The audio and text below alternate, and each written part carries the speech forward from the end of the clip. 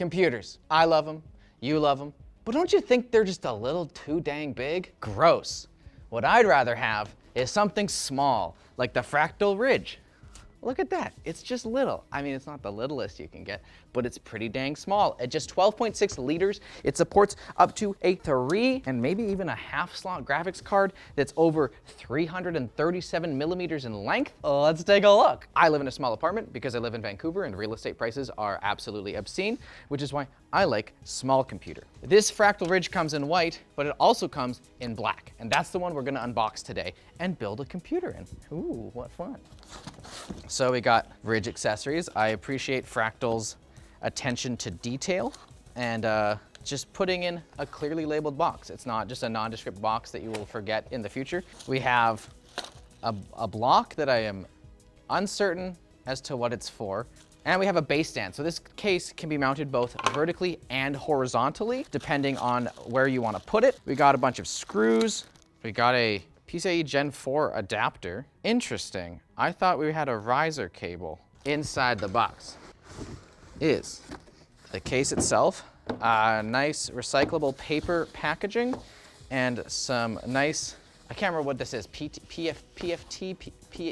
This is styrofoam that keyboard nerds want, so I'm gonna give this to Plouffe as a gift. For front I/O, we have a combo 3.5 millimeter headphone microphone jack, 2 USB 3.0s, and a USB-C. It's 3.2 Gen 2, not Gen 2x2, I don't believe. Oh, and it's a magnetic front panel. This has a nice fabric. It is pretty thick. Every single panel on this is removable, which is gonna be great because when you're working in a small form factor case, things can get a little tricky trying to get into all those tiny crevices. And so here we see the included 140 millimeter fans. As you can see right here, there's a split down the middle. You would put your motherboard and the rest of your components here and then an entirely separate section and intake on one of the sides for your GPU. So these two fans will affect the thickness, as you can, I don't know if you can really see it, Mark, but as you can see, it kind of clips over into the third slot, so your mileage may vary.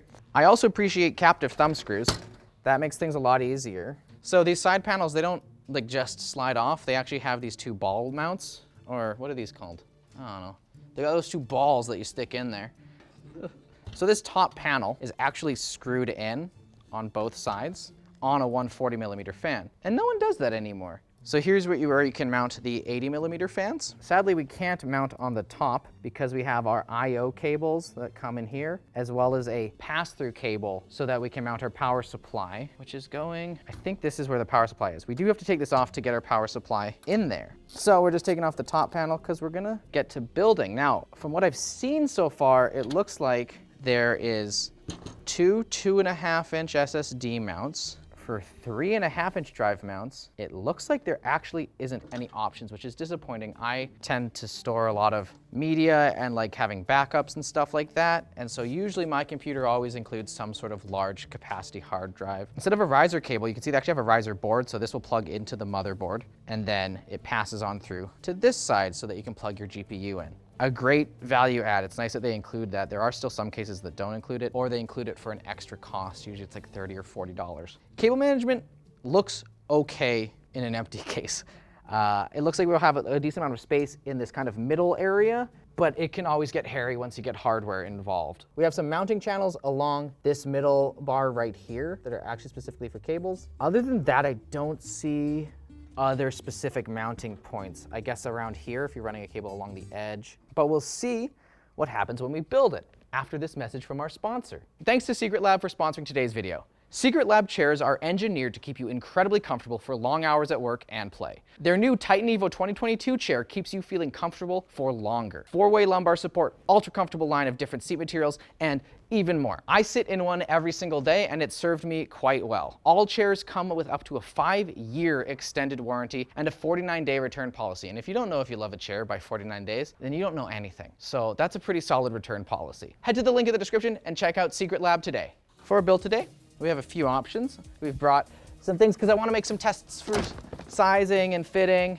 We're using ASRock Phantom Gaming B650E. It's the only AM5 ITX board we have. We're going to be putting in some Kingston Fury Beast DDR5. We got 32 gigs of that.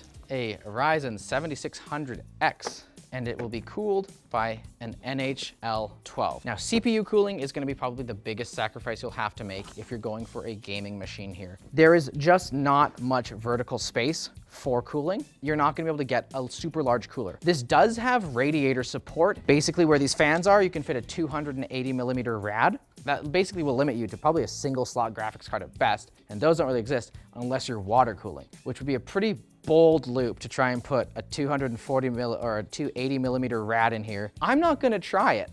I've also brought a selection of GPUs so we can do some size tests to see what you can fit in, because sometimes they say the dimensions, but if you really believe and are willing to force things into their spot, you can fit in a little bit more. So I'm gonna break a 4090 today.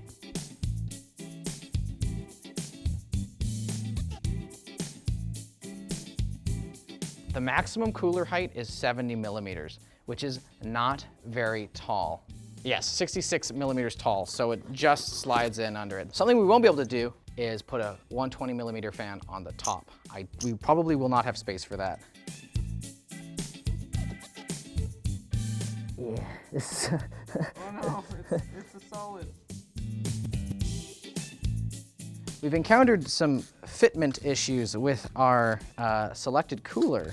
The issue is that with the way we've currently installed the brackets, it'll either go over the top, or if we mount it the other way, it's gonna block that PCIe slot just barely. And because we're using because it uses a board and not a cable, pretty close. Actually, I think we're okay. So while the cooler does technically fit, we also kind of need to be able to screw this riser in, I think, from that side. Maybe we can screw it in from the other side and be okay. No, because we need the pressure coming in. So this is gonna be not ideal. Okay, I'm trying to put the motherboard in. And something to note, this pass-through from the power supply to the back is gonna get in the way of you installing your motherboard. So we'll need to just quickly take this out. In the accessories, you get some rubber washers for vibration dampening, some SSD mounting screws, SSD, source screws, case screws. Which ones are the motherboard screws? It would be nice, Fractal, if you labeled these in the future. So this case can support a SFX or an SFXL power supply. SFX, SFX long. Just to make my life easier, I'm gonna go with the SFX power supply because it's gonna give me more space to work around in. So this is gonna be fun. I got to screw, I got to screw through all of that. This is pretty bad. Okay, okay, let's try this again. Oh, you know, I did this a little backwards. Don't make fun of me, internet, because sometimes I forget the good advice that I'm supposed to provide. And I put the power supply in without any of the cables plugged in, and now it's gonna be a whole pain in my tuchus to get everything wired in correctly. Mistakes were made. Fun fact about these fans, they come with a 4-pin and a 3-pin header, so you can daisy chain them together, so you only use one port on your motherboard for both of the fans. Wow. You know how I talked about how this is gonna be an issue screwing it in? It's not, because look at this. Look at what Fractal thought about. You can take out like that, and now I can screw this back on and insert it directly into the PCIe slot on the board. Also, the computer's not posting, but we'll figure that out, don't you worry.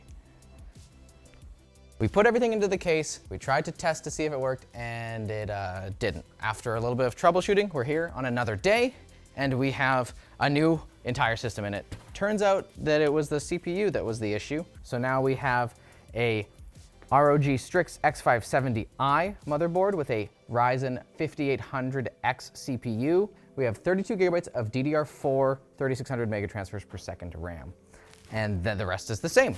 One of the nice features is that they have this great pass-through, so you can get cables to the other side of the computer. That's a lot of extra cable that I'm gonna have to contend with, especially because this is just gonna have the side panel on it. So as with any ITX case, you should always consider maybe getting custom length cables. Since this is a toolless mount, it should be as easy as just kind of pushing her on there. Hey, look at that.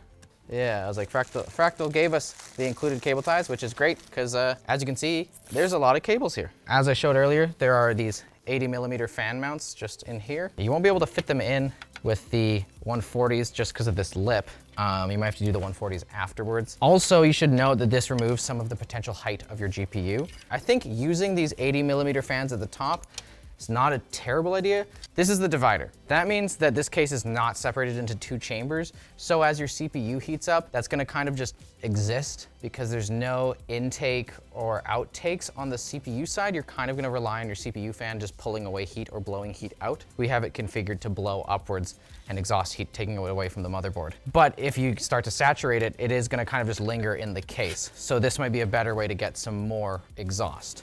Man, it is so nice that you can take off literally every side of this. That made building in it so much easier. But what about a 3080 Ti? That looks like it's gonna fit no problem. With the Founders Edition at the very least. Now there's a lot of really beefy 3080 Ti's. This is a 4090, famously thick. I'm not hopeful. That's a no-go. I think it's gonna be the plastic shroud that's, I can't like. Well, we'll get rid of that fan, see what happens. Get rid of the other fan. Yeah, you don't need them, there's fans right here. Yeah, I know, right? And because it's like a 4-slot GPU, it's gonna go right up against the intake. It's 4 slots. It's more than 3, it's automatically 4. There's no such thing as a 3.5 slot GPU. Moment of truth.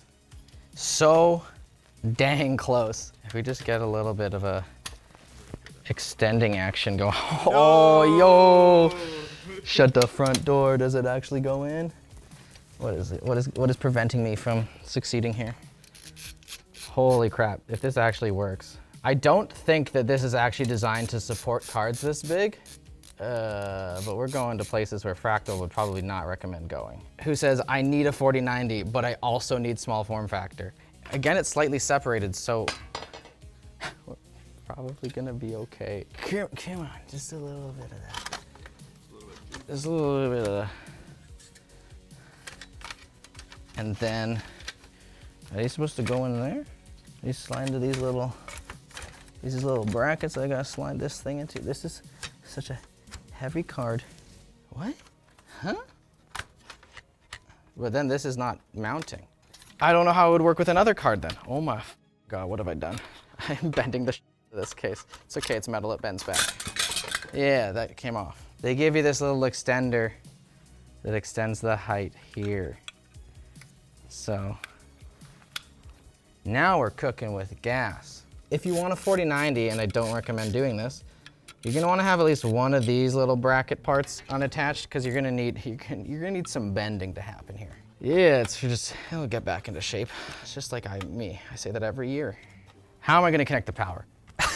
That's gonna be the issue. It's in all the way. This is just needs to be. This just needs to be pressed up.